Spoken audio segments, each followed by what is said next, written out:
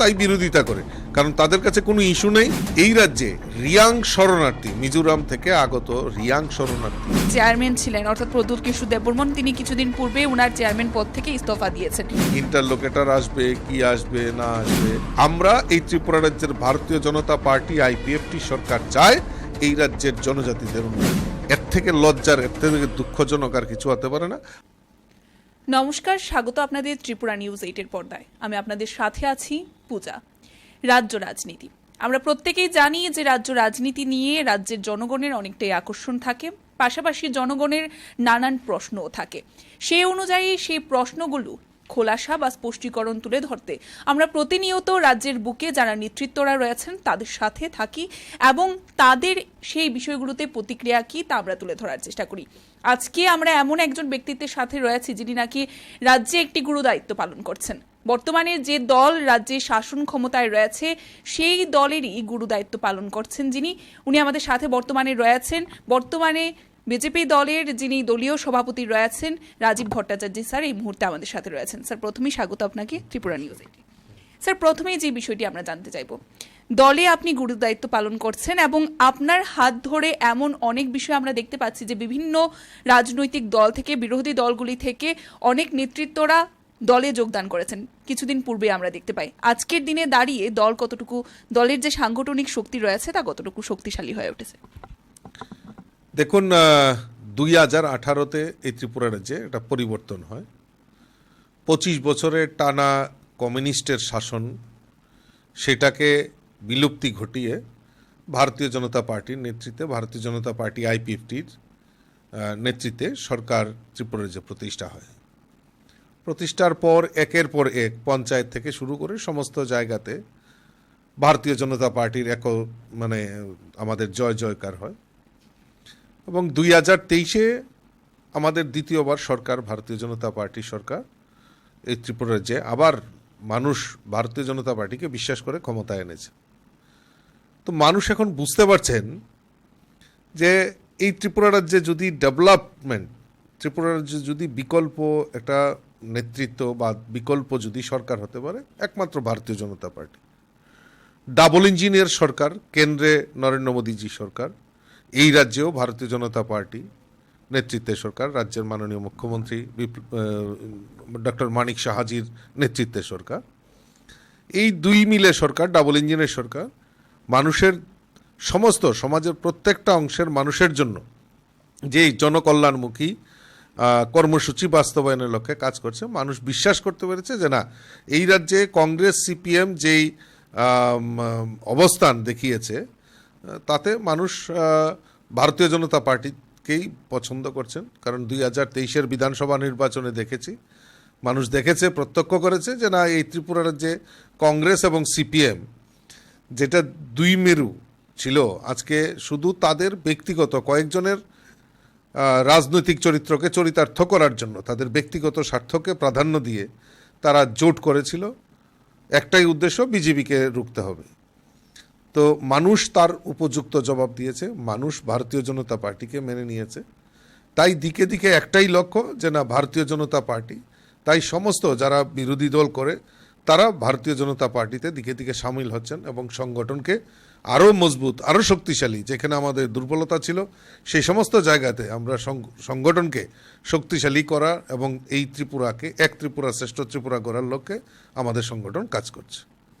Sir, আমরা দেখতে পাই যে কিছুদিন পূর্বে পবিত্র বিধানসভায় ত্রয়োদশ ত্রিপুরা বিধানসভার অধিবেশন বসে এবং সেখানে বাজেট পেশ হয়। এই বাজেট আপনার মতে, আমরা নানান মুখে নানান বক্তব্য শুনতে পাচ্ছি, কিন্তু আপনার মতে এই বাজেট কতটুকু জনমুখী? দেখুন, আজকে আমাদের কিছুদিন আগে আপনি যেটা বললেন যে আমাদের বাজেট পেশ হয়েছে, ত্রিপুরা বিধানসভার যে বাজেট, সে বাজেট আমাদের 2023-24-কে সামনে রেখে, অর্থ বছরকে সামনে রেখে আমাদের বাজেট, আমাদের অর্থমন্ত্রী সেখানে বাজেট পেশ করেছে। পরবর্তী সময়ে আমরা রাজ্যের মাননীয় মুখ্যমন্ত্রী প্রফেসর ডক্টর মানিক সাহা মহোদয়কে আমরা ধন্যবাদ জানিয়ে বিভিন্ন জেলায় জেলায় আমরা ধন্যবাদ র্যালি করেছি। কেন ধন্যবাদ র্যালি করেছি?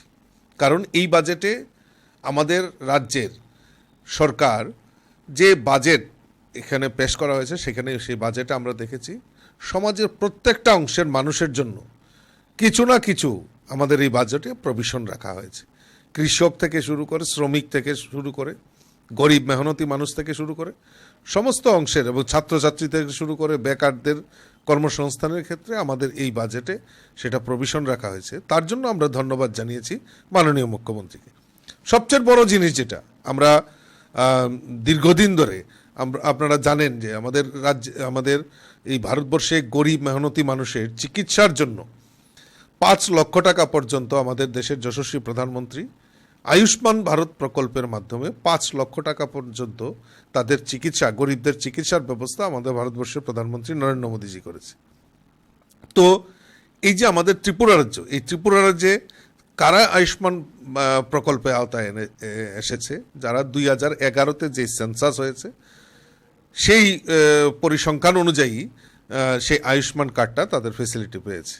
কিন্তু একটা বৃহত্তর অংশ সেই যারা প্রকৃত আয়ুষ্মান প্রকল্পের পাওয়ার কথা তারা বঞ্চিত হয়েছে, কারণ সেই সময় যারা 2011-তে সেখানে কমিউনিস্ট শাসন ছিল, কমিউনিস্টের শাসন মানেই সেখানে ঘাপলাবাজ, সেখানে দুর্নীতিবাজ, সেই সময় তারা বঞ্চিত হয়েছিল। এখন আমাদের এই রাজ্য সরকার এই বাজেটে সেই আয়ুষ্মান ভারত প্রকল্পের মাধ্যমে মতোই মুখ্যমন্ত্রী জন আরোগ্য যোজনার কথা ঘোষণা করা হয়েছে। সেখানে আমাদের যে বরাদ্দ বাজেট অধিবেশনে সেখানে দেখলাম প্রায় 59 কোটি টাকা যারা আয়ুষ্মান প্রকল্পের সুবিধা মানে বঞ্চিত হয়েছে তারা তো পাবেই, পাশাপাশি সরকারি কর্মচারীরাও সেই মুখ্যমন্ত্রী জন আরোগ্য যোজনার মাধ্যমে তার ফেসিলিটি পেয়ে থাকবে। এটা আমাদের সবচেয়ে বড় অ্যাচিভমেন্ট আমাদের রাজ্য সরকারের জন্য।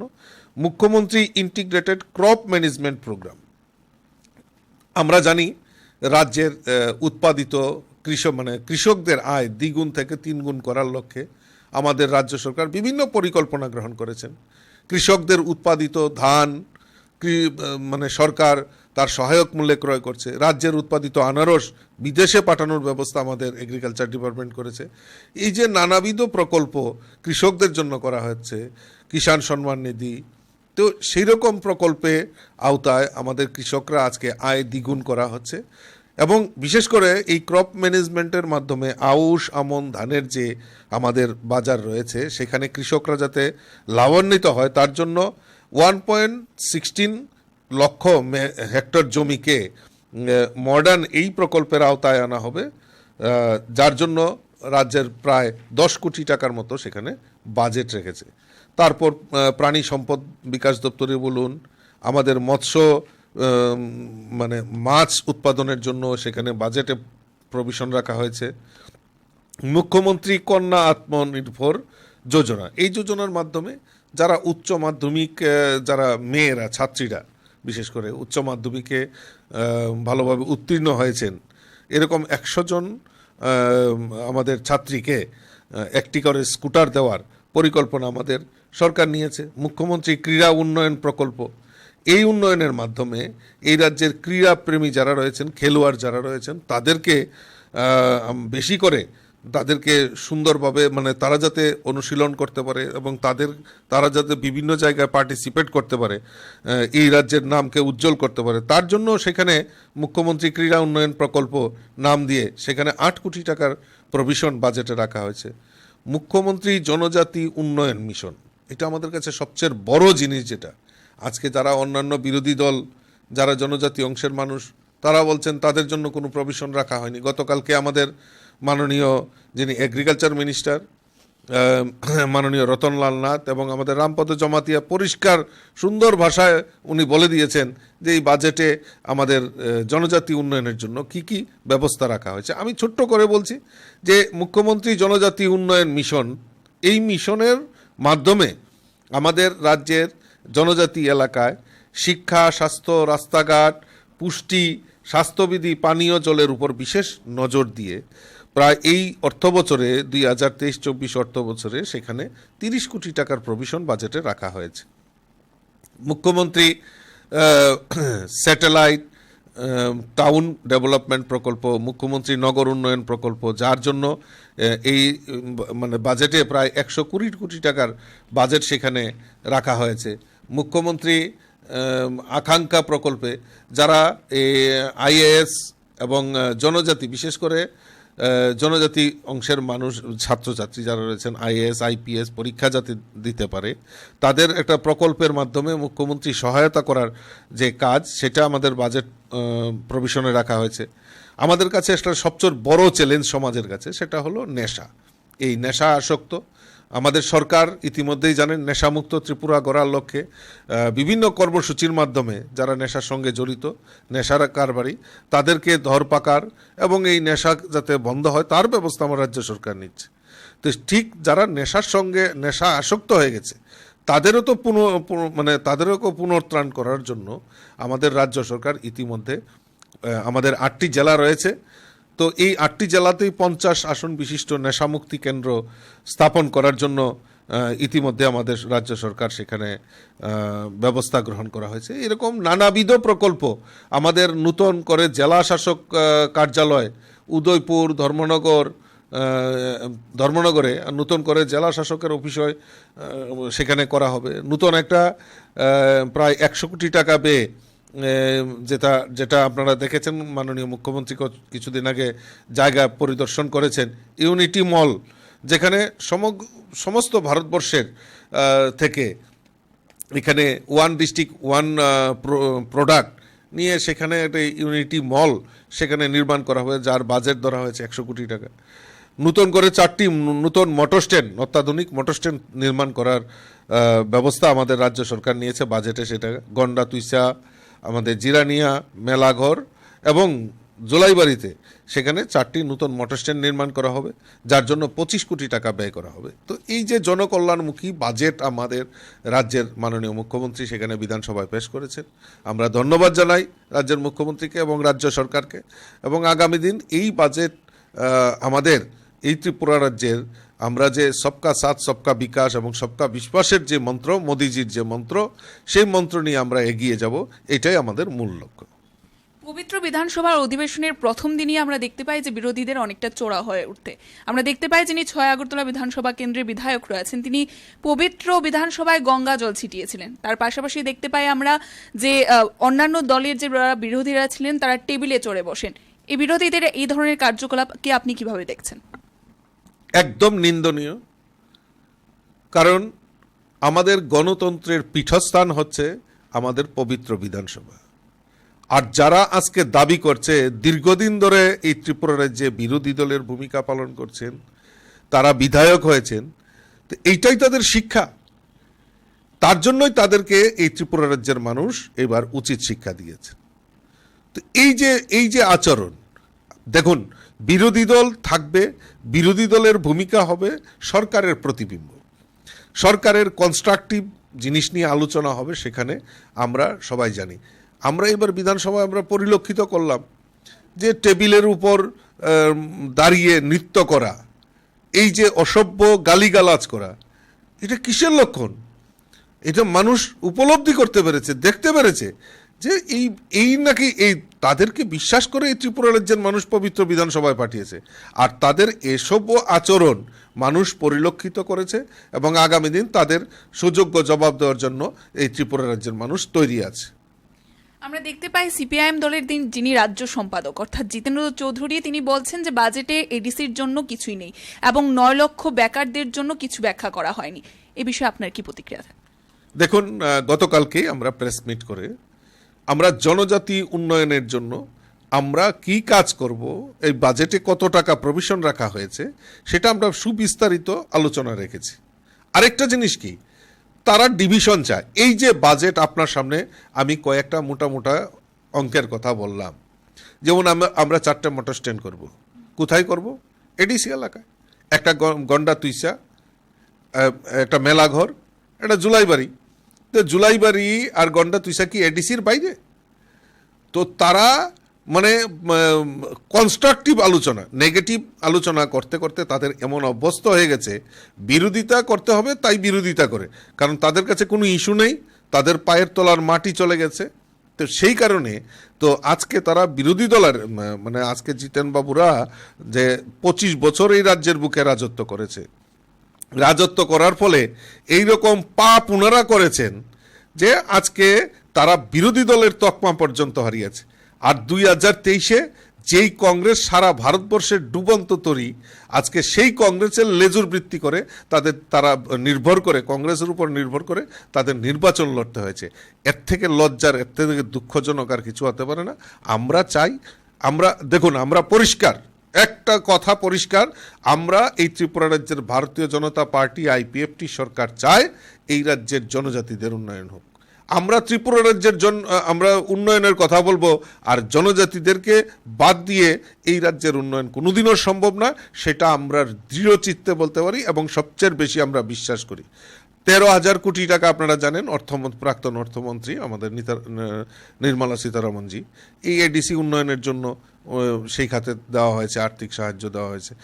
এবং আমরা বিভিন্ন সময় আমরা চাই এই রাজ্যের জনজাতিদের প্রকৃত উন্নয়ন হোক। আমরা স্লোগানে বিশ্বাস করি না, আমরা চাই প্রকৃত কাজ করে এই জনজাতিদের উন্নয়নের স্বার্থে সরকার এগিয়ে, মানে অগ্রণী ভূমিকা নিয়ে কাজ করছে।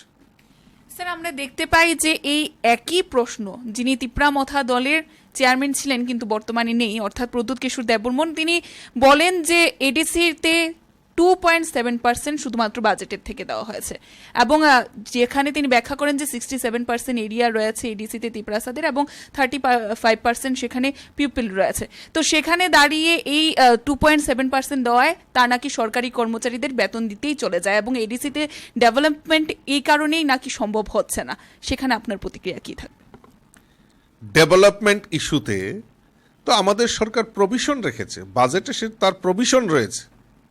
আমরা আজকে যেরকম সার্বিক বাজেট আমরা তৈরি করেছি, আজকে যেরকম মুখ্যমন্ত্রী জন আরোগ্য যোজনা, তো জন আরোগ্য যোজনা তো যারা জনজাতি যারা রয়েছেন তারাও তো ফেসিলিটিটা পাবেন। আজকে বিভিন্ন প্রকল্পে, আজকে মৎস্য চাষের কথা বলা হয়েছে, আমরা জনজাতিদের জন্য আলাদা করে যে আমরা বাজেটে আমাদের সরকার যে বাজেট আমাদের, যেমন ধরেন আজকে উপস্বাস্থ্য কেন্দ্র, আমাদের সবচেয়ে মৌলিক চাহিদা যেটা, যে আমাদের সংক্রামক ব্যাধি নিরাময় কেন্দ্র, যেটা আমাদের মুখ্যমন্ত্রী প্রকল্প ঘোষণা করেছে 55 কোটি টাকা ব্যয় করা হবে, তো সেটা তো জনজাতি এলাকায়ও আমাদের সেটা হবে। মুখ্যমন্ত্রী যেটা আমাদের দক্ষতা উন্নয়ন প্রকল্প, 22,000 যুবক যুবতীদের বৃত্তিমূলক প্রশিক্ষণের মাধ্যমে তাদের সরকারি চাকরির ব্যবস্থা করা এবং তাদেরকে স্কিল ডেভেলপমেন্টের মাধ্যমে তারা যাতে স্বরোজগার করতে পারে তার ব্যবস্থা করা, তার জন্য 10 কোটি টাকা খরচা করা হবে। তো এইটা কি এডিসি এলাকা বাদ দিয়ে?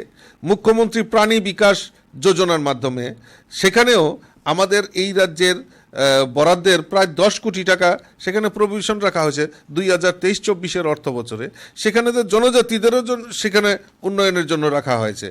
মুখ্যমন্ত্রী যে ক্রীড়া, সেখানেও আমাদের জনজাতি এলাকার যারা খেলোয়াড় রয়েছেন তাদেরকে ডেভেলপমেন্টের জন্য রাখা হয়েছে। মুখ্যমন্ত্রী জনজাতি উন্নয়ন মিশন আলাদা করে সেখানে 30 কোটি টাকা আলাদা প্রভিশন রাখা হয়েছে। সেখানে যেটা বললাম, সেখানে অগ্রাধিকারের ভিত্তিতে শিক্ষা, স্বাস্থ্য, রাস্তাঘাট, পুষ্টি, পানীয় জল, তার উপর বিশেষ করে গুরুত্ব আরোপ দেওয়া হয়েছে।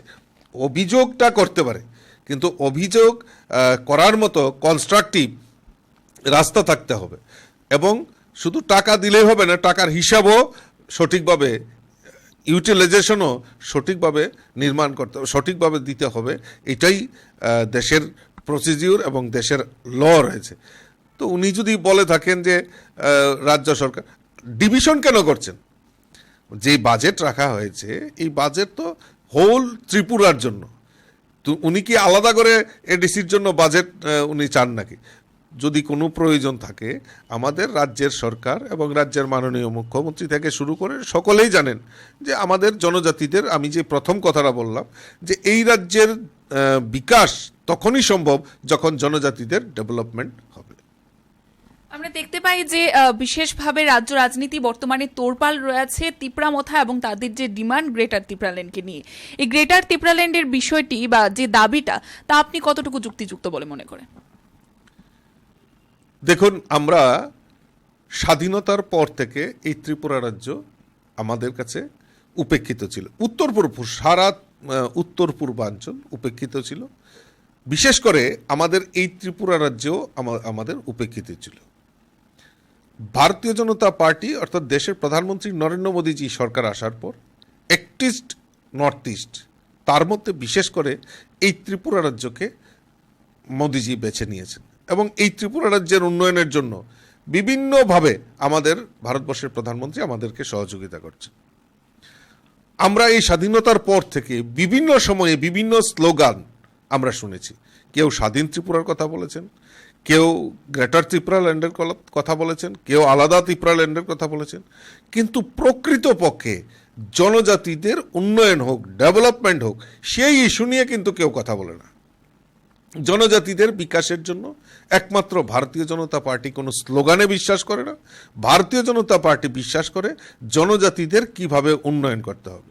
আজকে আপনারা সবাই জানেন যে আজকে আমাদের ভারতবর্ষের প্রধানমন্ত্রী নরেন্দ্র মোদীজি জনজাতি অধ্যুষিত একটা ডিস্ট্রিক্ট, যেটা ধলাই ডিস্ট্রিক্টকে ইন্সপিরেশন ডিস্ট্রিক্ট ঘোষণা করে, সেখানে আর্থিক প্যাকেজের ঘোষণা করে জনজাতি এলাকার উন্নয়নের জন্য আলাদাভাবে আর্থিক প্যাকেজ দিয়ে সেখানে তার ব্যবস্থা আমাদের মোদিজি সরকার করেছে। এবং আমাদের রাজ্য সরকারও জনজাতি অধ্যুষিত এলাকার যে ব্লকগুলি রয়েছে সেই ব্লকগুলিকেও ইন্সপিরেশন ব্লক ডিক্লেয়ার করে সেখানেও আলাদাভাবে আর্থিক প্যাকেজ দিয়ে তাদের যাতে প্রশাসনিক লেভেলেই হোক, সমস্ত লেভেলে, রোজগারের ক্ষেত্রে হোক, সেখানে যাতে আর্থিকভাবে ভালো করে সহযোগিতা করা যায় তার ব্যবস্থা আমাদের রাজ্য সরকার করেছে। আমাদের এই রাজ্যে রিয়াং শরণার্থী, মিজোরাম থেকে আগত রিয়াং শরণার্থী প্রায় 23 বছর ধরে টানা এই রাজ্যের বুকে তারা শরণার্থীর তাকমা নিয়ে তারা এখানে বসবাস করছে। ভারতীয় জনতা পার্টি সরকার আসার পর আপনারা দেখেছেন এই 23 বছরের যে সমস্যার সমাধান একমাত্র ভারতীয় জনতা পার্টি করেছে। তাদেরকে স্থায়ীভাবে পুনর্বাসন দেওয়া, তাদের আর্থিকভাবে প্যাকেজ ঘোষণা করে তাদের যাতে উন্নয়ন করতে পারে, এই এলাকায় যাতে উন্নয়ন হয় তার ব্যবস্থা ভারতীয় জনতা পার্টি সরকার করেছে।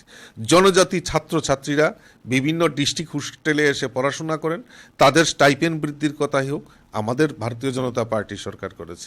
উচ্চ শিক্ষার ক্ষেত্রে তারা যাতে বাইরে গিয়ে উচ্চ শিক্ষা নিতে পারে তার ব্যবস্থা করেছে। জনজাতি এলাকায় একলব্য বিদ্যালয়, টোটাল 18টা একলব্য বিদ্যালয় স্যাংশন করেছেন আমাদের দেশের প্রধানমন্ত্রী, তার মধ্যে 10টা অলরেডি কাজ শুরুয়াত হয়ে গেছে। তো এই যে জনজাতিদের জন্য ডেভেলপমেন্টের কথা, সেটা আমরা স্লোগান নয়, আমরা কাজে বিশ্বাস করি। এই কাজের মাধ্যমে আমরা চাই জনজাতিদের উন্নয়ন হোক। আর বাকি জিনিসগুলি সেগুলি তাদের স্লোগান, সেটা কিভাবে কি হবে সেটা তারাই বলতে পারে। এটাই আমার বক্তব্য। স্যার, আমরা দেখতে পাই যে ইতিমধ্যে বেশ একটা সময়ে এই বিষয়গুলো শোনা যাচ্ছিল যে ইন্টারলকিউটার একটা শব্দ উঠে আসছিল এবং সেখানে যিনি সুপ্রিমো ত্রিপুরা দলের অর্থাৎ প্রদ্যুৎ কিশোর দেববর্মন বলছিলেন কেন্দ্রীয় স্বরাষ্ট্রমন্ত্রী নাকি আশ্বাস দিয়েছেন উনার অনেকটাই ভালো সম্পর্ক, উনি কথা বলছেন কেন্দ্রীয় স্বরাষ্ট্রমন্ত্রীর সাথে, এমন বেশ কিছু বিষয় তুলে ধরেছিলেন। রাজ্যের মুখে নাকি ইন্টারলকিউটার আসতে চলেছে, সেই বিষয়গুলোও তুলে ধরা হয়। তার মধ্যে কতটুকু সত্যতা আছে? দেখুন, ইন্টারলোকেটার আসবে কি আসবে না আসবে এটা যারা বলেছে তারাই উত্তর দিতে পারবে। আমরা তো একটা পরিষ্কার একদম আমাদের পার্টি স্ট্যান্ড বা আমাদের গভর্নমেন্টের যে স্ট্যান্ড পয়েন্ট সেটা হলো জনজাতিদের বিকাশ করতে হবে, এটাই আমাদের স্ট্যান্ড পয়েন্ট। ইন্টারলোকেটার কি হবে, কার কি দাবি দেওয়া আছে, যারা এগুলি নিয়ে চর্চা করেন তারাই তার সঠিক জবাব দিতে পারবে। স্যার, আমরা দেখতে পাই যে যিনি ত্রিপুরা দলের চেয়ারম্যান ছিলেন অর্থাৎ প্রদ্যুৎ কিশোর দেববর্মন, তিনি কিছুদিন পূর্বে ওনার চেয়ারম্যান পদ থেকে ইস্তফা দিয়েছেন। বিষয়টাকে কিভাবে দেখছেন? দেখুন, উনি রাজনীতি করেন, উনি দল গঠন করেছেন, তো উনি দলের সিদ্ধান্ত নিয়েছেন উনি চেয়ারম্যান থাকবেন না, বা এটা ওনার ব্যক্তিগত অভিমত। তো আমার অভিমত হচ্ছে একটা জায়গাতে যে আমরা জনজাতি বিকাশ চাই, সেই আন্দোলনটা নিয়ে আমাদের সকলের এগিয়ে যেতে হবে। কারণ এই রাজ্যের ডেভেলপমেন্ট করা হোক আর যাই চিন্তা ভাবনা করা হোক, আমরা চাই প্রকৃত উন্নয়ন। সেই উন্নয়ন নিয়ে এখন কে চেয়ারম্যান থাকলো না থাকলো সেটা আমাদের বিষয়বস্তু না। আমরা ভারতীয় জনতা পার্টি, আজকে জনজাতি অংশের মানুষও ভারতীয় জনতা পার্টিকেই মেনে নিয়েছে। বিভিন্ন জায়গায় আজকে দেখেন, বিভিন্ন জায়গায় আমাদের কংগ্রেস, সিপিএম বা অন্যান্য দল থেকে জনজাতি এলাকায়ও আমাদের প্রত্যেক দিন জয়েনিং হচ্ছে। সবাই ভারতীয় জনতা পার্টিকে বেছে নিয়েছে, কারণ একটা বিশ্বাস করে মানুষ যে না, এই রাজ্যে যদি উন্নয়ন করতে হয় একমাত্র ডাবল ইঞ্জিনের সরকার, কেন্দ্রে নরেন্দ্র মোদীজি সরকার, রাজ্যে ভারতীয় জনতা পার্টি মুখ্যমন্ত্রী প্রফেসর ডক্টর মানিক সাহার নেতৃত্বে যে সরকার, এই সরকারই পারে এই রাজ্যের জনজাতিদের বিকাশ হবে। আর সেইটাকে লক্ষ্য রেখে মানুষ ভারতীয় জনতা পার্টিতে সামিল হচ্ছে। স্যার, এই বিষয়ে ওনাকে প্রশ্ন করতে সাংবাদিক মহল থেকে আমরা দেখতে পাই, নিশ্চয়ই আপনিও দেখেছেন, একজন সাংবাদিককে তিনি রক্তচক্ষু দেখিয়েছেন।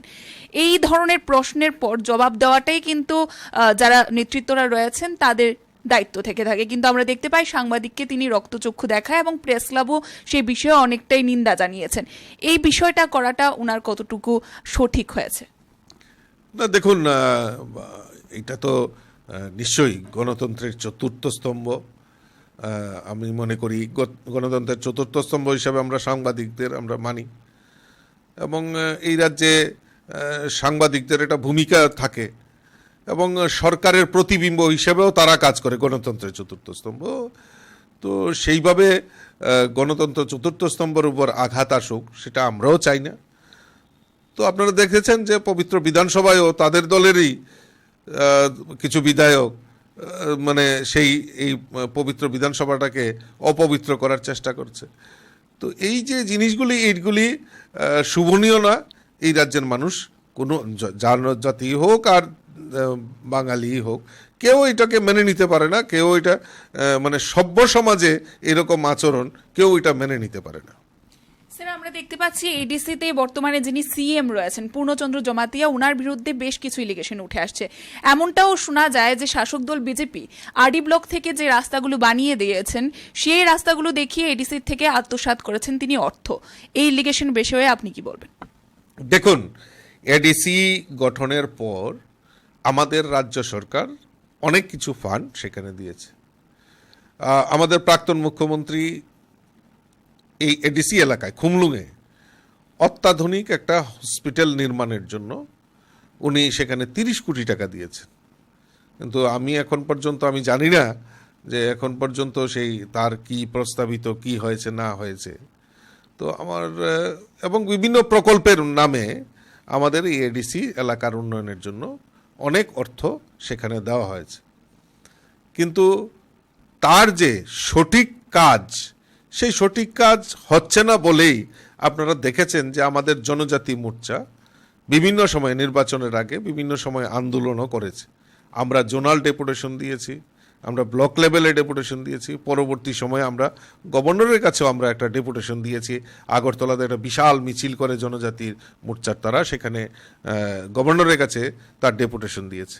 আমরা চাই সঠিকভাবে তার তদন্ত হোক এবং যারা দোষী, যারা থানসা বলে জনজাতি এলাকায় যারা মানে ক্ষমতা ব্যবহার করছে, এনজয় করছে, তো তাদের কাছে তারা যদি কেউ দুর্নীতির সঙ্গে জড়িত থাকে, তাদের প্রকৃত মানে যে দোষী তাদেরকে শাস্তি বিধান করা হোক। কারণ জনগণের টাকা আত্মসাৎ করে তাদের ব্যক্তিগত সম্পত্তি করবে, সেটা ভারতীয় জনতা পার্টি কোনো সময় মেনে নেয় না। এবং আমরা তার সুযোগ্য বিচার চাই এবং তার সঠিক তদন্ত চাই। সেটা ভারতীয় জনতা পার্টির জনজাতি মোর্চার তরফ থেকে আমরা বিভিন্ন সময় তার দাবি রেখে আসছি। স্যার, আরও একটি বিষয় আমরা জানতে পারি যে এডিসিতে সিএম এবং ইএম এর জন্য পূর্ব থেকে গাড়ি বরাদ্দ করা থাকে, তারপরেও আমরা 5টি অতিরিক্ত গাড়ি ক্রয় করতে দেখি। আমাদের কাছে খবর রয়েছে বা অভিযোগও রয়েছে যে গাড়ি নাকি 8 থেকে 10 লক্ষ টাকার, তা 34 থেকে 38 লক্ষ টাকা দিয়ে ক্রয় করা হয়েছে, অধিক মূল্য দিয়ে ক্রয় করা হয়েছে। এই বিষয়গুলো জানার পর আপনাদের মতামত কি থাকবে? এটা তো আমি দেখুন, এটা কনস্ট্রাকটিভ আমার কাছে যদি সেরকম আসে, আমি সেইগুলি রাজ্য সরকারের এবং গভর্নরের কাছে নিশ্চয়ই এগুলি আমরা জনজাতি মোর্চার তরফ থেকে আমরা সেগুলি রাখবো, বিষয়গুলি এবং জনসমক্ষে রাখবো। যাদেরকে আপনারা ক্ষমতায় এনেছেন, এডিসিতে যারা ক্ষমতা এনজয় করছে, তাদের চরিত্র আমরা জনসমক্ষে নিয়ে যাব। যদি এরকম ইস্যু আমার কাছে আসে আমি অবশ্যই এবং গণতন্ত্রের চতুর্থ স্তম্ভ হিসাবে আমিও আপনাদের কাছে বলবো যে প্রকৃত সত্য সকলের সামনে পরিবেশন করা, এটা আপনাদেরও একটা ডিউটি, আপনারা নিশ্চয়ই রাখবেন। স্যার, আমরা দেখতে পাই যে আমরা জানি রাজ্যসভার যে মন্ত্রিসভা রয়েছে তার অনুমোদন ছাড়া এডিসিতে কোনো উপদেষ্টা নিয়োগ করা সম্ভব নয়, যতটুকু আমাদের জানা রয়েছে। কিন্তু আমরা দেখতে পাচ্ছি এডিসিতে ক্যাপ্টেন জিএস রাঠে নামক একজনকে উপদেষ্টা নিয়োগ করা রয়েছে এবং তিনি সরকারি বিভিন্ন সুযোগ সুবিধা সেখানে ব্যবহার করছেন, অর্থাৎ সরকারি বাংলো ব্যবহার করছেন, 2 লক্ষ টাকা মাসিক ভাতা পাচ্ছেন, তিনি কনভয় ব্যবহার করছেন, অর্থাৎ একরূপ মুখ্যমন্ত্রীর ন্যায় তিনি চলে বেড়াচ্ছেন। এই বিষয়গুলি আমরা আরটিআই রিপোর্ট আমাদের কাছে রয়েছে, তার ভিত্তিতে আমরা আপনার সামনে তুলে ধরছি। এ বিষয়ে আপনার থেকে জানতে চাইবো যে এইভাবে মন্ত্রিসভার অনুমোদন ছাড়া কি এডিসিতে উপদেষ্টা নিয়োগ করা সম্ভব? দেখুন, এটা তো আইনি ব্যাপার আপনি বলছেন, তো আমাদের রাজ্য সরকারের গোচরে সেগুলি রয়েছে এবং আমাদের পার্টির কাছেও সেগুলি গোচরে এসছে। তো এইগুলি নিয়ে আমরা চর্চা করব এবং আইনি ব্যাপার যদি থাকে সেখানে আমাদের সরকার সেখানে তার সঠিক সিদ্ধান্ত নেবেন, বা গভর্নর রয়েছেন, গভর্নরের কাছে আমরা জানাবো। এই বিষয়টা সম্পর্কে আমরা ওয়াকিবহাল রয়েছি, আমরা পরবর্তী সময়ে আপনাদের জানিয়ে দেব। সামনে 2024-এর লোকসভা নির্বাচন এবং তাকে নিয়ে আমরা দেখতে পাচ্ছি ইতিমধ্যেই দেশ বিদেশের যে খবর রয়েছে সেখানে বেশ যে বিরোধী দলরা রয়েছে তারা একত্রিত হয়েছেন, তারা INDIA নামে নিজেদেরকে ব্যাখ্যা করছেন, এমনটা আমরা দেখতে পাই, NDA ভার্সেস ইন্ডিয়া। এবারে এই বিষয়ে আপনাদের কি মতামত রয়েছে? আপনারা কতটুকু শক্তিশালী এবং জয় নিয়ে কতটুকু আশাবাদী? দেখুন, যত বিরোধী দল একত্রিত হচ্ছে তত মোদিজির যে জয়, সেই জয় আরো সুনিশ্চিত হচ্ছে। আজকে কারা একত্রিত হচ্ছে আমাকে বুঝতে হবে, কারা একসঙ্গে এই দল ইন্ডিয়া নাম দিয়ে, আগে তো ইন্ডিয়ার নামের অর্থ তাদের জানতে হবে। আজকে এই ইন্ডিয়াকে লুটতরাজ করার জন্যই তারা ইন্ডিয়া নামটাকে ব্যবহার করছে। আজকে কংগ্রেস, সমগ্র ভারতবর্ষ থেকে প্রায় কংগ্রেস বিলুপ্তির পথে হয়ে যাচ্ছে এবং এই কংগ্রেসের নেতৃত্বে ইউপিএ সরকার আমরা 10 বছর দেখেছি। সমস্ত স্ক্যাম, সেই 2G স্পেকট্রাম থেকে শুরু করে, স্বর্গ থেকে শুরু করে পাতাল পর্যন্ত প্রত্যেক দিন কোনো না কোনো স্কিমের সঙ্গে এই কংগ্রেস ইউপিএ সরকার জড়িত রয়েছে। আজকে কংগ্রেসকে সমগ্র ভারতবর্ষ থেকে প্রায় বিলুপ্তির পথে হয়ে গেছে। এই কংগ্রেস তার নেতৃত্ব দিচ্ছে। আজকে পশ্চিমবাংলা তৃণমূল, আর এই কোটি কোটি টাকা, মানে ওয়েস্ট বেঙ্গলের কোটি কোটি টাকা, তাদের কাছে এরকম কোনো মানে নেই যে কেলেঙ্কারির নাম নেই, যে কয়লা কেলেঙ্কারি, বালু কেলেঙ্কারি, গরু কেলেঙ্কারি থেকে শুরু করে চাকরি কেলেঙ্কারি, চাকরির অফার কেলেঙ্কারি। এটা তো আমি বলছি না, একদম প্রমাণসহ তাদের অনেক নেতা নেত্রী যারা রয়েছেন তারা ইডি বা সিবিআই এর অধীনে তারা রয়েছেন। তো দিল্লির অরবিন্দ কেজরিওয়াল, এবার আমরা দেখেছি বন্যা পরিস্থিতি দিল্লির কি হালত করেছে। তো এই সমস্ত, তারপর নীতিশ, লালু প্রসাদ যাদব, তো এই যে তাদের যে চরিত্র, তাদের একটাই আতঙ্ক যে মোদিজি যতক্ষণ আছে, কারণ মোদিজির একটাই মন্ত্র, मैं नहीं खाऊंगा और किसी को खाने नहीं दूंगा।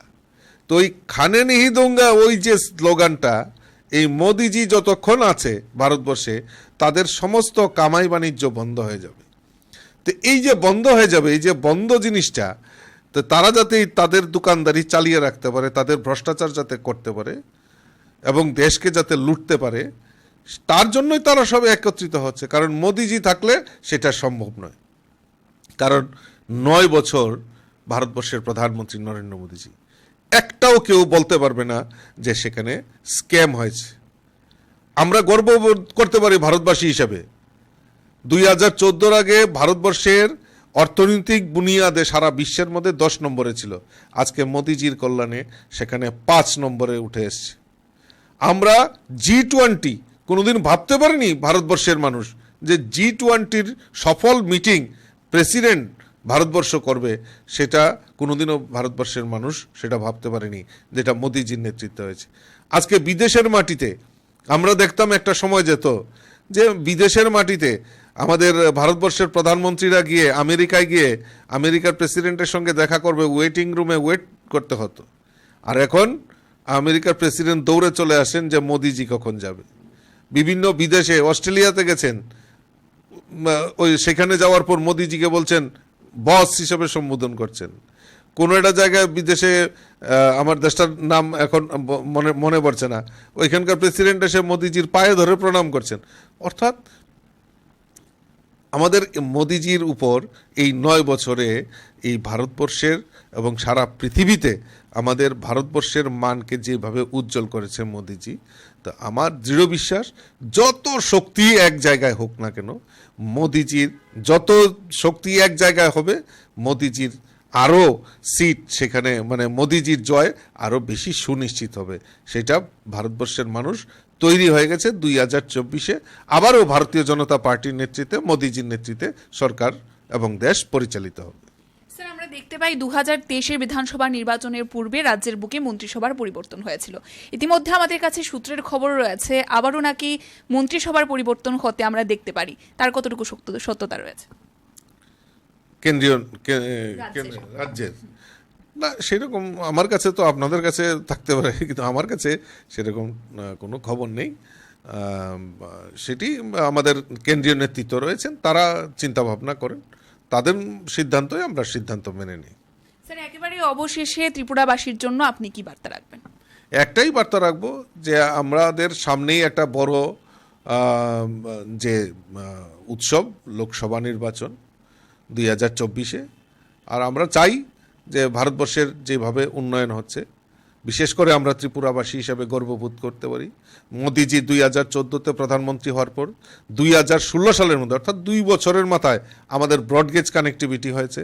আজকে আমরা সৌভাগ্যবান, মোদিজির কারণে এই ত্রিপুরা থেকে ভারতবর্ষের বিভিন্ন প্রান্তে রেলওয়ে কানেক্টিভিটি আমরা পেয়েছি, যোগাযোগ ব্যবস্থা হয়েছে। 9টি ন্যাশনাল হাইওয়ে স্যাংশন হয়েছে, অলরেডি 6টির কাজ প্রায় সমাপ্ত হওয়ার পথে। ইন্টারন্যাশনাল এয়ারপোর্ট আমরা পেয়েছি। আর কিছুদিনের মধ্যে, ডিসেম্বর মাসের মধ্যে মোস্ট অবলি আমাদের আখাউড়া আগরতলা রেল, যেটা কলকাতার সঙ্গে কানেক্টিভিটি হবে, তা মোটামুটি তৈরি হয়ে গেছে। ডিসেম্বর মাসে হয়তো আমাদের জনসাধারণের জন্য উৎসর্গ করে দেবে ভারতবর্ষের প্রধানমন্ত্রী নরেন্দ্র মোদীজি।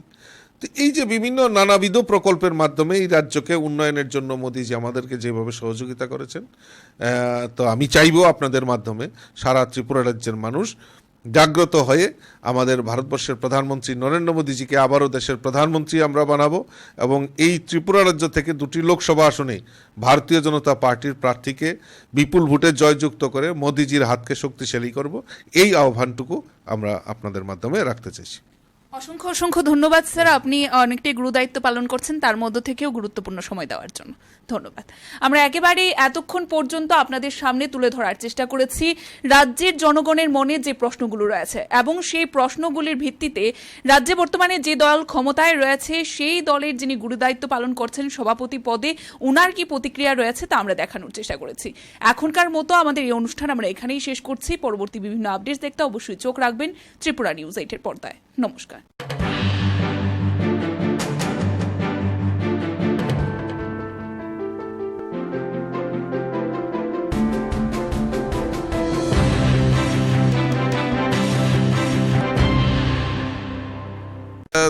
থানসা বলে বিরোধিতা করতে হবে, তাই বিরোধিতা করে, কারণ তাদের কাছে কোনো ইস্যু নেই। এই রাজ্যে রিয়াং শরণার্থী, মিজোরাম থেকে আগত রিয়াং শরণার্থী চেয়ারম্যান ছিলেন, অর্থাৎ প্রদ্যুৎ কিশোর দেববর্মন, তিনি কিছুদিন পূর্বে ওনার চেয়ারম্যান পদ থেকে ইস্তফা দিয়েছেন। ইন্টারলোকেটার আসবে কি আসবে না আসবে, আমরা এই ত্রিপুরা রাজ্যের ভারতীয় জনতা পার্টি আইপিএফটি সরকার চায় এই রাজ্যের জনজাতিদের উন্নয়ন। এর থেকে লজ্জার, এর থেকে দুঃখজনক আর কিছু হতে পারে না। নমস্কার, স্বাগত আপনাদের ত্রিপুরা নিউজ 8-এর পর্দায়। আমি আপনাদের সাথে আছি পূজা। রাজ্য রাজনীতি, আমরা প্রত্যেকেই জানি যে রাজ্য রাজনীতি নিয়ে রাজ্যের জনগণের অনেকটাই আকর্ষণ থাকে, পাশাপাশি জনগণের নানান প্রশ্নও থাকে। সেই অনুযায়ী সেই প্রশ্নগুলো খোলাসা বা স্পষ্টীকরণ তুলে ধরতে আমরা প্রতিনিয়ত রাজ্যের বুকে যারা নেতৃত্বরা রয়েছেন তাদের সাথে থাকি, এবং তাদের সেই বিষয়গুলোতে প্রতিক্রিয়া কি তা আমরা তুলে ধরার চেষ্টা করি। আজকে আমরা এমন একজন ব্যক্তিত্বের সাথে রয়েছি যিনি নাকি রাজ্যে একটি গুরুদায়িত্ব পালন করছেন। বর্তমানে যে দল রাজ্যে শাসন ক্ষমতায় রয়েছে সেই দলেরই গুরুদায়িত্ব পালন করছেন যিনি, উনি আমাদের সাথে বর্তমানে রয়েছেন। বর্তমানে বিজেপি দলের যিনি দলীয় সভাপতি রয়েছেন রাজীব ভট্টাচার্য স্যার এই মুহূর্তে আমাদের সাথে রয়েছেন। স্যার, প্রথমেই স্বাগত আপনাকে ত্রিপুরা নিউজ 8। স্যার, প্রথমেই যে বিষয়টি আমরা জানতে চাইব, দলে আপনি গুরু দায়িত্ব পালন করছেন এবং আপনার হাত ধরে এমন অনেক বিষয় আমরা দেখতে পাচ্ছি যে বিভিন্ন রাজনৈতিক দল থেকে, বিরোধী দলগুলি থেকে অনেক নেতৃত্বরা দলে যোগদান করেছেন কিছুদিন পূর্বে আমরা দেখতে পাই। আজকের দিনে দাঁড়িয়ে দল কতটুকু, দলের যে সাংগঠনিক শক্তি রয়েছে তা কতটুকু শক্তিশালী হয়ে উঠেছে? দেখুন, 2018-তে এই ত্রিপুরা রাজ্যে একটা পরিবর্তন হয়। 25 বছরের টানা কমিউনিস্টের শাসন, সেটাকে বিলুপ্তি ঘটিয়ে ভারতীয় জনতা পার্টির নেতৃত্বে, ভারতীয় জনতা পার্টি আইপিএফটির নেতৃত্বে সরকার ত্রিপুরা রাজ্যে প্রতিষ্ঠা হয়। প্রতিষ্ঠার পর একের পর এক পঞ্চায়েত থেকে শুরু করে সমস্ত জায়গাতে ভারতীয় জনতা পার্টির আমাদের জয় জয়কার হয় এবং 2023-এ আমাদের দ্বিতীয়বার সরকার, ভারতীয় জনতা পার্টি সরকার এই ত্রিপুরা রাজ্যে আবার মানুষ ভারতীয় জনতা পার্টিকে বিশ্বাস করে ক্ষমতায় এনেছে। তো মানুষ এখন বুঝতে পারছেন যে এই ত্রিপুরা রাজ্যে যদি ডেভেলপমেন্ট, ত্রিপুরা রাজ্যে যদি বিকল্প একটা নেতৃত্ব বা বিকল্প যদি সরকার হতে পারে, একমাত্র ভারতীয় জনতা পার্টি। ডাবল ইঞ্জিনের সরকার, কেন্দ্রে নরেন্দ্র মোদীজি সরকার, এই রাজ্যেও ভারতীয় জনতা পার্টি নেতৃত্বের সরকার, রাজ্যের মাননীয় মুখ্যমন্ত্রী ডক্টর মানিক সাহাজির নেতৃত্বের সরকার। এই দুই মিলে সরকার, ডাবল ইঞ্জিনের সরকার, মানুষের সমস্ত সমাজের প্রত্যেকটা অংশের মানুষের জন্য যেই জনকল্যাণমুখী কর্মসূচি বাস্তবায়নের লক্ষ্যে কাজ করছে। মানুষ বিশ্বাস করতে পেরেছে যে না, এই রাজ্যে কংগ্রেস সিপিএম যেই অবস্থান দেখিয়েছে তাতে মানুষ ভারতীয় জনতা পার্টিকেই পছন্দ করছেন। কারণ 2023-এর বিধানসভা নির্বাচনে দেখেছি, মানুষ দেখেছে, প্রত্যক্ষ করেছে যে না, এই ত্রিপুরা রাজ্যে কংগ্রেস এবং সিপিএম যেটা দুই মেরু ছিল, আজকে শুধু তাদের ব্যক্তিগত কয়েকজনের রাজনৈতিক চরিত্রকে চরিতার্থ করার জন্য, তাদের ব্যক্তিগত স্বার্থকে প্রাধান্য দিয়ে তারা জোট করেছিল। একটাই উদ্দেশ্য, বিজেপিকে রুখতে হবে। তো মানুষ তার উপযুক্ত জবাব দিয়েছে, মানুষ ভারতীয় জনতা পার্টিকে মেনে নিয়েছে। তাই দিকে দিকে একটাই লক্ষ্য যে না, ভারতীয় জনতা পার্টি, তাই সমস্ত যারা বিরোধী দল করে তারা ভারতীয় জনতা পার্টিতে দিকে দিকে সামিল হচ্ছেন এবং সংগঠনকে আরও মজবুত, আরও শক্তিশালী, যেখানে আমাদের দুর্বলতা ছিল সেই সমস্ত জায়গাতে আমরা সংগঠনকে শক্তিশালী করা এবং এই ত্রিপুরাকে এক ত্রিপুরা শ্রেষ্ঠ ত্রিপুরা গড়ার লক্ষ্যে আমাদের সংগঠন কাজ করছে। স্যার, আমরা দেখতে পাই যে কিছুদিন পূর্বে পবিত্র বিধানসভায় ত্রয়োদশ ত্রিপুরা বিধানসভার অধিবেশন বসে এবং সেখানে বাজেট পেশ হয়। এই বাজেট আপনার মতে, আমরা নানান মুখে নানান বক্তব্য শুনতে পাচ্ছি, কিন্তু আপনার মতে এই বাজেট কতটুকু জনমুখী? দেখুন, আজকে আমাদের কিছুদিন আগে আপনি যেটা বললেন যে আমাদের বাজেট পেশ হয়েছে, ত্রিপুরা বিধানসভার যে বাজেট, সে বাজেট আমাদের 2023-24-কে সামনে রেখে, অর্থ বছরকে সামনে রেখে আমাদের বাজেট, আমাদের অর্থমন্ত্রী সেখানে বাজেট পেশ করেছে। পরবর্তী সময়ে আমরা রাজ্যের মাননীয় মুখ্যমন্ত্রী প্রফেসর ডক্টর মানিক সাহা মহোদয়কে আমরা ধন্যবাদ জানিয়ে বিভিন্ন জেলায় জেলায় আমরা ধন্যবাদ র্যালি করেছি। কেন ধন্যবাদ র্যালি করেছি?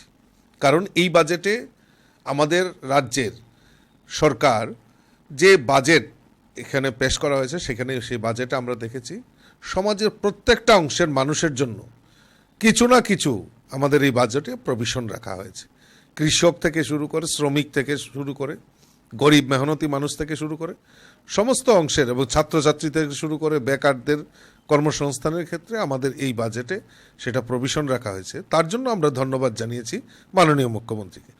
সবচেয়ে বড় জিনিস যেটা আমরা দীর্ঘদিন ধরে, আপনারা জানেন যে আমাদের রাজ্যে, আমাদের এই ভারতবর্ষে গরিব মেহনতি মানুষের চিকিৎসার জন্য 5 লক্ষ টাকা পর্যন্ত আমাদের দেশের যশস্বী প্রধানমন্ত্রী আয়ুষ্মান ভারত প্রকল্পের মাধ্যমে 5 লক্ষ টাকা পর্যন্ত তাদের চিকিৎসা, গরিবদের চিকিৎসার ব্যবস্থা আমাদের ভারতবর্ষের প্রধানমন্ত্রী নরেন্দ্র মোদীজি করেছে। তো এই যে আমাদের ত্রিপুরা রাজ্য, এই ত্রিপুরা রাজ্যে কারা আয়ুষ্মান প্রকল্পে আওতায় এসেছে, যারা 2011-তে যে সেন্সাস হয়েছে সেই পরিসংখ্যান অনুযায়ী সেই আয়ুষ্মান কার্ডটা তাদের ফেসিলিটি পেয়েছে। কিন্তু একটা বৃহত্তর অংশ সেই যারা প্রকৃত আয়ুষ্মান প্রকল্পের পাওয়ার কথা তারা বঞ্চিত হয়েছে। কারণ সেই সময় যারা 2011-তে সেখানে কমিউনিস্ট শাসন ছিল, কমিউনিস্টের শাসন মানেই সেখানে ঘাপলাবাজ, সেখানে দুর্নীতিবাজ, সেই সময় তারা বঞ্চিত হয়েছিল এখন আমাদের এই রাজ্য সরকার এই বাজেটে সেই আয়ুষ্মান ভারত প্রকল্পের মাধ্যমে মতোই মুখ্যমন্ত্রী জন আরোগ্য যোজনার কথা ঘোষণা করা হয়েছে। সেখানে আমাদের যে বরাদ্দ বাজেট অধিবেশনে সেখানে দেখলাম প্রায় 59 কোটি টাকা, যারা আয়ুষ্মান প্রকল্পের সুবিধা মানে বঞ্চিত হয়েছে তারা তো পাবেই, পাশাপাশি সরকারি কর্মচারীরাও সেই মুখ্যমন্ত্রী জন আরোগ্য যোজনার মাধ্যমে তারা তার ফেসিলিটি পেয়ে থাকবে। এটা আমাদের সবচেয়ে বড় অ্যাচিভমেন্ট আমাদের রাজ্য সরকারের জন্য। মুখ্যমন্ত্রী ইন্টিগ্রেটেড ক্রপ ম্যানেজমেন্ট প্রোগ্রাম, আমরা জানি রাজ্যের উৎপাদিত কৃষকদের আয় দ্বিগুণ থেকে 3 গুণ করার লক্ষ্যে আমাদের রাজ্য সরকার বিভিন্ন পরিকল্পনা গ্রহণ করেছেন। কৃষকদের উৎপাদিত ধান সরকার তার সহায়ক মূল্যে ক্রয় করছে। রাজ্যের উৎপাদিত আনারস বিদেশে পাঠানোর ব্যবস্থা আমাদের এগ্রিকালচার ডিপার্টমেন্ট করেছে। এই যে নানাবিধ প্রকল্প কৃষকদের জন্য করা হচ্ছে, কিষাণ সম্মান নিধি, তো সেই রকম প্রকল্পে আওতায় আমাদের কৃষকরা আজকে আয় দ্বিগুণ করা হচ্ছে। এবং বিশেষ করে এই ক্রপ ম্যানেজমেন্টের মাধ্যমে আউশ আমন ধানের যে আমাদের বাজার রয়েছে সেখানে কৃষকরা যাতে লাভান্বিত হয় তার জন্য 1.16 লক্ষ হেক্টর জমিকে মডার্ন এই প্রকল্পের আওতায় আনা হবে, যার জন্য রাজ্যের প্রায় 10 কোটি টাকার মতো সেখানে বাজেট রেখেছে। তারপর প্রাণী সম্পদ বিকাশ দপ্তরে বলুন, আমাদের মৎস্য মাছ উৎপাদনের জন্য সেখানে বাজেটে প্রভিশন রাখা হয়েছে। মুখ্যমন্ত্রী কন্যা আত্মনির্ভর যোজনা, এই যোজনার মাধ্যমে যারা উচ্চ মাধ্যমিক, যারা মেয়েরা ছাত্রীরা বিশেষ করে উচ্চ মাধ্যমিকে ভালোভাবে উত্তীর্ণ হয়েছেন, এরকম 100 জন আমাদের ছাত্রীকে একটি করে স্কুটার দেওয়ার পরিকল্পনা আমাদের সরকার নিয়েছে। মুখ্যমন্ত্রী ক্রীড়া উন্নয়ন প্রকল্প, এই উন্নয়নের মাধ্যমে এই রাজ্যের ক্রীড়াপ্রেমী যারা রয়েছেন, খেলোয়াড় যারা রয়েছেন, তাদেরকে বেশি করে তাদেরকে সুন্দরভাবে তারা যাতে অনুশীলন করতে পারে এবং তাদের